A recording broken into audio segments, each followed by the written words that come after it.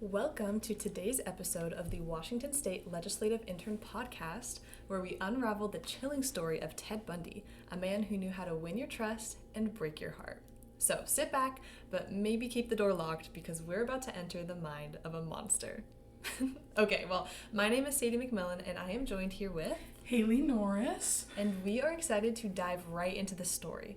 But really quickly before I begin, I wanted to issue a quick content warning. We will be discussing topics such as sexual assault and murder, so if you're not comfortable hearing about that, this might not be the podcast for you.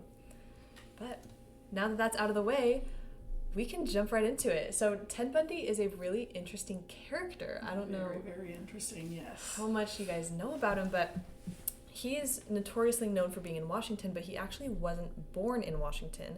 He was born in Virginia in 1946, and he was born out of wedlock, which might not seem significant, but I think that kind of shaped one of the reasons why he became a serial killer, because he didn't have a strong family sense. Like, his father's identity is unknown, and his grandparents were very, very religious, and so they took him on almost as their son and told him that his actual mother was his sister. Wow. Yeah. I mean, growing up without that actual father figure in your home, it definitely could have contributed to quite a bit. Right. And he was kind of a terror as a young child. He never was a good kid. And he was always fascinated with knives. That's something that I found, even to the point where one of the times his sister woke up surrounded by knives, and he was just standing there smiling. Oh my, ooh, yeah. Scary. Chills, right? Yes. And so also as a child, he would play with animals and kill animals a lot, which really, that should have been the first red flag. Yeah. I feel like after a lot of that happened, his mom or his grandparents should have been like, okay. Yeah. I mean, if we're talking classic serial killer signs. Right, exactly. Torturing and killing small animals. Yeah. And also being obsessed with knives. Yeah. All the red flags are popping up All for me at flags. least, but... No, I totally agree. Looking back in hindsight, he should have been caught way sooner than he was. Yeah, exactly. But he would also drown people while he was swimming or boating. Like, it was just a weird... And as a teenager, he would watch people through their windows, specifically women, watch them change, and just very creepy. Peeping Tom, like the original Peeping Tom. apparently. He was wacko. And he was also a kleptomaniac as a kid, and that continued through his whole life, to where a lot of his girlfriends, when he was older, he would just steal their stuff, and he would be like, you can't tell anyone. You can't say anything because no one's gonna believe you, like that type of stuff. He just wanted to be a criminal through and through, I He guess. did, from the start. Ooh. Which, I don't know. I'm just always, whenever I think about the story, I'm so shocked that it took so long for him to get caught. I understand he was super charismatic and he was, attractive, but this just shocks me that nobody thought anything of his behaviors this entire time. But Right. So when Ted Bundy really got connected to Washington, because like I said, he was in Virginia for a while, when he was 5, his mother finally took him and moved to Tacoma, Washington, which, side note about Tacoma, I just don't really like it. I mean, I haven't spent a lot of time in Tacoma. I am glad that they closed the pulp mill that made it smell so terrible. But yeah. Every time I drive through Tacoma to get to Olympia, there's billboards everywhere. It's just ugly. It's just, and there are pretty parts of Tacoma, but at least on the freeway, it's kind of ugly. From the freeway, definitely It's not the cute. prettiest place. No. But So I mean, that was a total side note. Sidebar. Sidebar. But Ted Bundy moved to Washington with his mom. And that's where he got connected into Washington. He went to a couple different schools. Ultimately, he went to UW. And he studied a couple different things, but he finally ended studying psychology in 1972. That's when he graduated with his degree. And learning about all of this, and we'll get into everything that he did later and how I think his psychology degree played into that. I think that we should screen the people who were letting into the psychology department. Yeah. Because should everyone really know all the inner workings of the human mind? That seems a little dangerous. I mean, considering just, obviously this is quite a bit later in his life, but since he did go to law school and it was clear that he was setting himself up to have the knowledge about basically serial himself. Yeah, literally. So he could understand like what the thought process would be and the legal thought process would be. Yeah, I feel as though some of these degrees give people a little bit more information than I guess they should have on hand, but for sure. And it definitely, it's just very interesting. Like you said with the law degree. It's it's crazy. So while he was at UW, Bundy started dating a woman named Diane Edwards, and this was the start of what I think everything. This was the start of his documented murders. Some people think that he murdered people before what he actually admitted to, but with Diane, she set the precedent for what his future victims would look like. Almost all of his future victims resembled her. Attractive students specifically. He would always go for students. His main target was like ages 14 to 25, which is crazy and horrible. Yeah. But that's what he went for. And they had long, dark hair parted in the middle. And we'll get to a couple different similarities later, but that's just crazy to me that you always go for the same thing. Yeah, it's like an artist's muse, but in the most horrible, terrible way. It's a serial killer's muse, basically. Seriously. And even sitting here, like, I know you guys can't see us, but Hailey and I, we both have long hair parted in the middle, and I'm like, dang, would we have been targets? Oh my word. And going to school, I go to school in Seattle. I know Hailey. I'm in Eastern, so I was out of the line of fire if we were in school in the 70s, but still, it's too close to home. It's too close. It's crazy to think about. Crazy to think about Washington. I feel like Washington does not seem like the state that a serial killer would come from. It is wild to me, the things that come out of our state, that's for sure. That's so true. Well, another really interesting thing, when I started deciding what I was going to talk about in my podcast, one of my friends told me that Ted Bundy was an intern, which we are interns, and so that really sparked my interest. Yeah. And I looked into it. I found he was not an intern, so my friend lied, but he did work for the government, and he did quite a bit of work. He worked as Arthur Fletcher's driver and bodyguard while Fletcher was campaigning for lieutenant governor. I don't think he ended up winning. I should have probably looked into that, but he before our time. He was the driver and bodyguard, and then a couple years later, he went back to school, came back to the government. He worked on the campaign for Governor Daniel Evans, and he did get elected, I think. Man, he did get elected, and after that campaign, Bundy was hired as an assistant to Ross Davis, who was the chairman of the Washington State Republican Party. So he was near and dear to the government. He walked these halls that we walk in every day. Yeah. Isn't that a little scary? It's creepy. That's creepy. It's definitely creepy. Yeah. Oh, wow. We could have stepped on the same tile that Bundy did. Yeah. I mean, it's insane just how much I had no idea that he was ever, a part of the Washington state government in any aspect. So this was crazy for me to hear about and learn about, because these buildings are old. No, they're lots old. of people have been in them, but it's especially scary that one was a serial killer. Seriously. And so later he applied for law school, and he got into University of Utah Law School. Oh. He never finished his degree, though. He went to a couple classes, and then he slowly started kind of not showing up to class and, slacking off. And then eventually he just stopped going and he dropped out. Right. And so then after that, he came back to Washington. And that's when he's done some of this government work.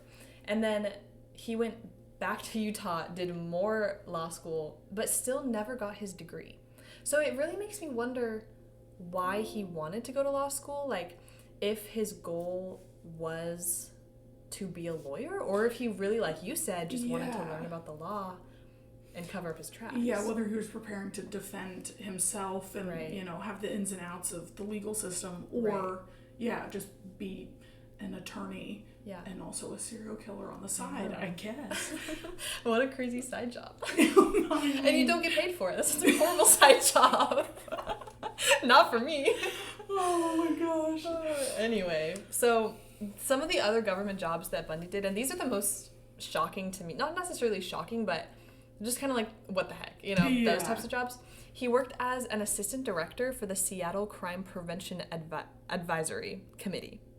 And assistant director to prevent crime. He even wrote a pamphlet for women on rape prevention, which is something that he did to so many women, to all of his victims. Yeah. This is where the psychology part comes in. I would never expect someone who's working on a committee to prevent rape among women to do that. Like, you never... Yeah. It's like, I mean, it's the embodiment of, I guess, keep your enemies closer, because that would be his direct, I guess, not enemy, but you know what I mean. Right, yeah. So, no, it's insane to me that he would be connected with that, or even... I mean, I can't imagine the conversations he would have within that committee, and just knowing that he's just lying through his teeth about all of these things that he's pretending to believe in. Right. Like, and while he's attending these committees, he could go home for the evening and then do this to a woman. Yeah. Like, that's crazy. Ugh. Yeah. And then disgusting. So disgusting. And then the next part is he worked at the Department of Emergency Services, which was involved in the search for one of the missing women that he had killed. And he was just actively working in this department while they're searching for this woman, and the whole time he knows he did that. This is reminding me of Dexter, the show, because he worked in the Miami Police Department, and they would hunt, you know? This is wild to me. Yeah. So it really... Man, it like, when I was researching this, I was really overthinking everything. I was like, shoot, we really need to scan everybody, but I'm sure he got scanned, and, you know... Yeah. It's... I mean, he slipped through the cracks, I guess. Yeah. In the most unfortunate way possible. I know. So we really jumped ahead when it came to his career. He did a lot of those things while he was also murdering people. Like, he's at a little side job. So moving a little bit more into that sphere, his earliest documented murder was in 1974 when he was 27 years old.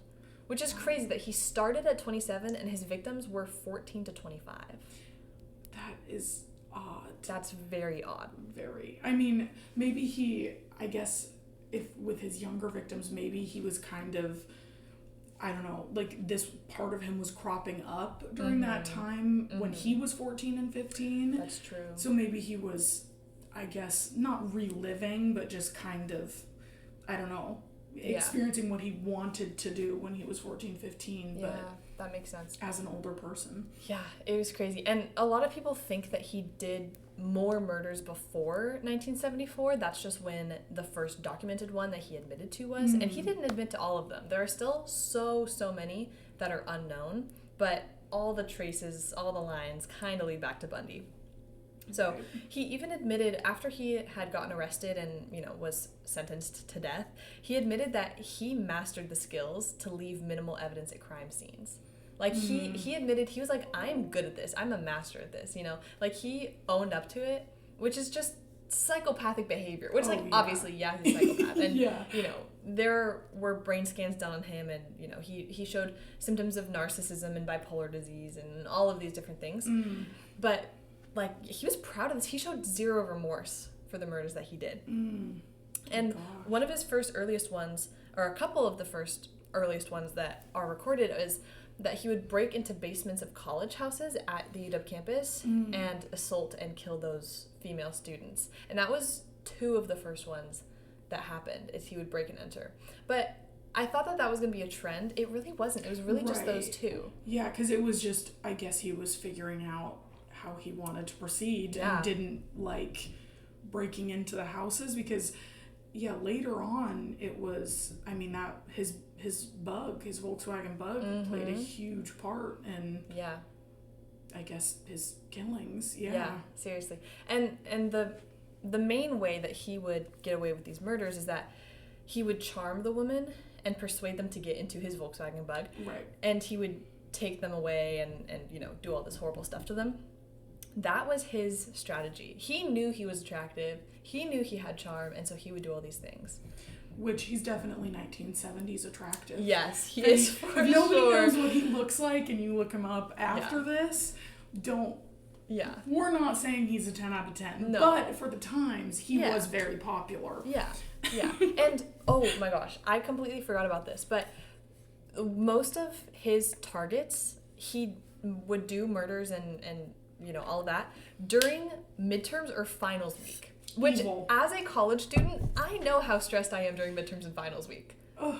Not fun. I mean, it's kind of the perfect timing because you're so overwhelmed anyways. Right. It's like you're not thinking straight. If some random man is coming up to you, you're not thinking outside of what's happening right in front of you, you know, not the possibilities, which also at this time, serial killers weren't, I guess, as prevalent as it is to us, because obviously outside of this, there are a bunch of true crime podcasts that we all engage with, but just insane. Yeah, it's crazy. And that's where I feel like the psychology degree comes in, is that he knows when people are stressed, when people are worried, when people have all this stuff on their mind, it's going to be so much easier to persuade them to do something that they might not have wanted to do. Yeah. So that's just crazy to me. Still another thing about the psychology degree, it's insane. But not only did he try to charm women, he also would often wear a cast either on his arm or like plaster on his foot. He never had any broken bones, or he'd have crutches with him, and he would be like, "Oh my gosh, I really need help carrying these books to my car. Like, could you help me carry this book to my car?" And then women who were kind would be like, "Yeah, sure. Like, I'll put this in your car," and then the rest is history. Yeah, because correct me if I'm wrong, but a lot of his murders, he would obviously take them in his car, but it would just be out in the woods or nature, or where would he take them, I guess? A lot of times he took them to some of his favorite hiking trails. Right. A lot of women were discovered like naked, messed up along just commonly used hiking trails. That is, wow. Yeah. Yeah. In the Washington area. Yeah, I wonder what made him choose that. Oh, because I mean, he started off going to their homes, but I would assume it's something to do with the evidence, which also could be a part of his studying law or whatever. Because even though he didn't get his degree, I know that he did spend a lot of time researching, reading, through law books, basically, or textbooks. Yeah. So I would assume that something came out of that, and also with his work in the government, and specifically, I can't remember exactly what it was, but where they were looking into one of the women that he killed. Yeah, the Department of Emergency Services. Yeah, I'm sure he learned quite a bit there. He knew what they were looking for. Exactly. He knew how they looked for it. Yeah. Which, I mean, at this point in time, it was kind of unheard of for a killer or a serial killer to, I guess, prepare like that. Like, a lot of serial killers are obviously very intelligent, but he was calculated. Yeah. He planned it. He studied what he knew he needed to study. It's insane to me how, I guess, not experienced, but how far ahead he was in the times of, you know, choosing to do that. There's no blueprint, basically, at this point. Right.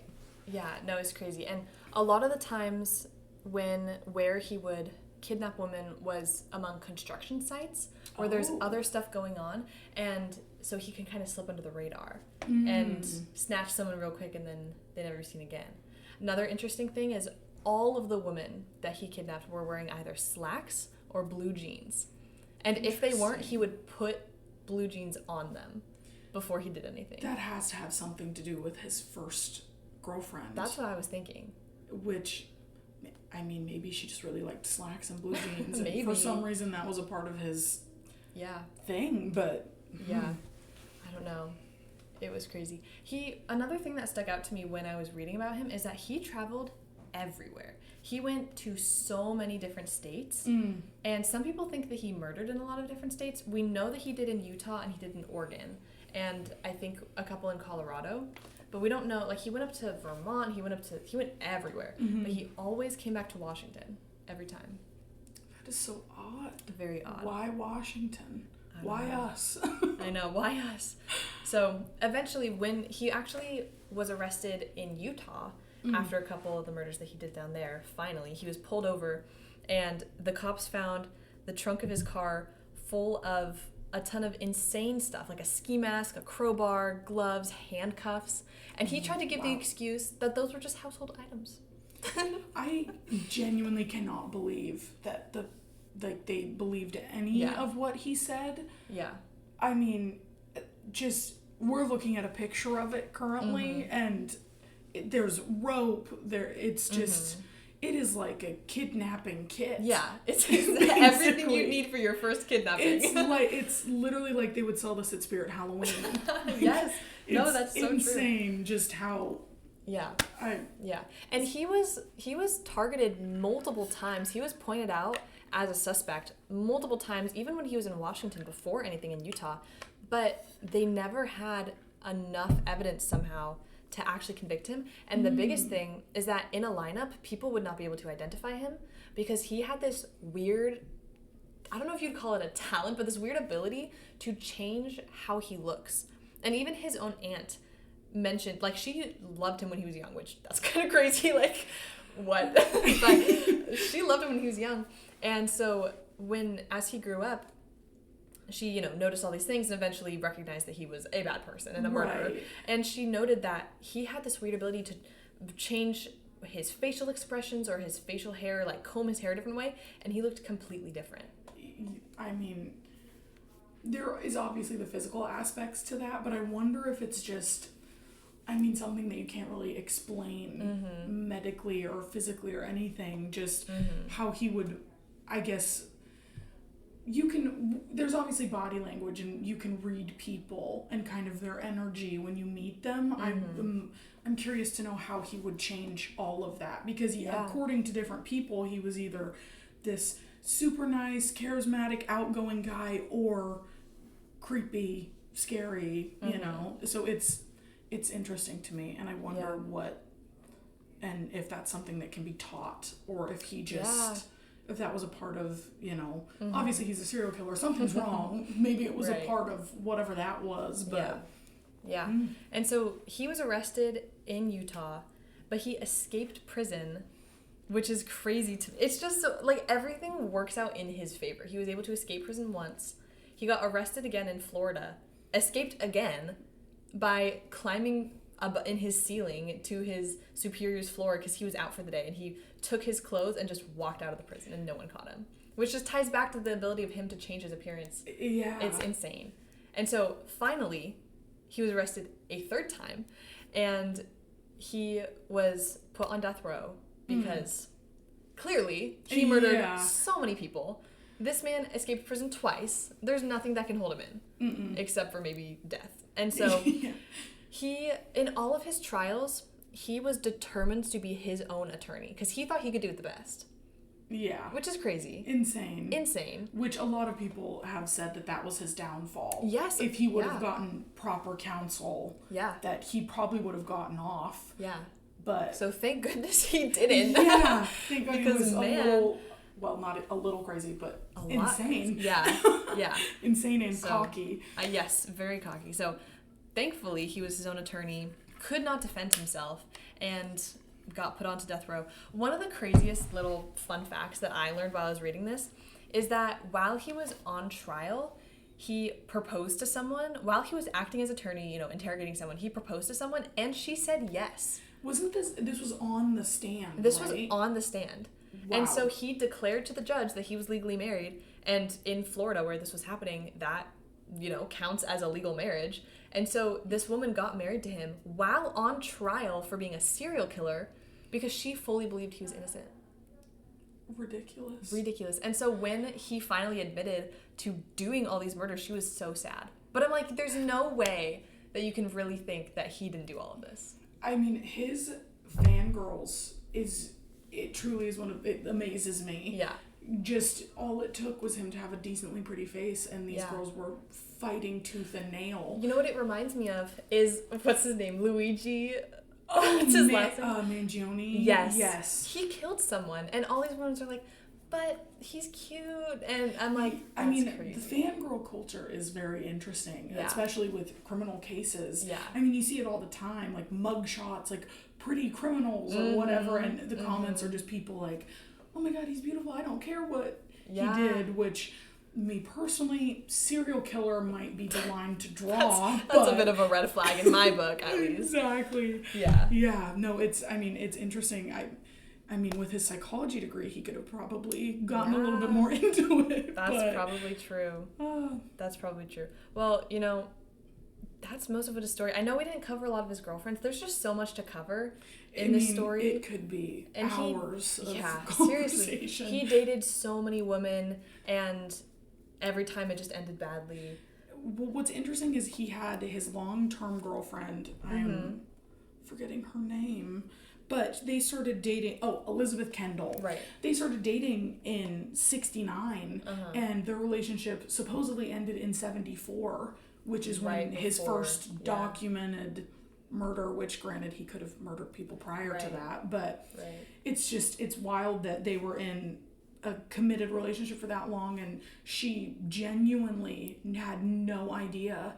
There were no signs, which again, this could go back to him being able to change his appearance and I don't want to say aura, but just the person he put out.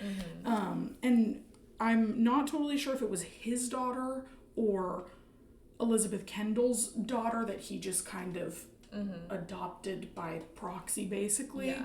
But this little girl loved him, was hysterical when he was arrested. Yeah. And I mean, it's insane to me that he was able to just keep up this very normal lifestyle as this person. Right. And there were a lot of people who said that after Bundy was arrested, they had like mental breakdowns. Like it was really bad. I mean, nobody could believe it. No. He was so charismatic. And I mean, he made friends easily. Like he just everyone liked him. A normal, popular guy to everybody, outside of his victims, basically. They were the only people that knew. Right. And obviously, I don't think any of them made it out to tell their story, which, but yeah, it's definitely wild being in Washington state government, working as interns, just knowing that, just depending on the year, this could have been us, and we could have, we could have worked with him. Yeah. And being university students, we could have gone to school with him. I go to Seattle Pacific University, so it's right next to UW. Yeah. Which is crazy. Well, and it's wild. I mean, growing up here, when we would talk about any of this in school or with friends, a lot of people have stories that some family member, a grandma, whoever, actually like interacted with Ted Bundy, but obviously survived to tell the tale. A friend of mine, her grandma lived in the dorms at UW, and he knocked on their door. She opened it and was just like, didn't have any like inclination that he was like creepy or malicious intent or anything. She just was like busy. Yeah. I'm assuming probably because it was in midterms or finals time. Probably. And she was just like, I have no time to deal with this, and just shut the door on him. And she obviously survived, but she did have dark, long hair. Wow. Wow, that's so crazy. It's insane. Oh my word. This man's crazy. It's crazy how connected it is. Yeah. Especially with us being in Washington. I wish we could ask what it was about Washington that just kept calling him back. Yeah. But well, I think we'll end it there with that crazy story. Thank you all for listening and making it this far if you did. Subscribe to our YouTube channel.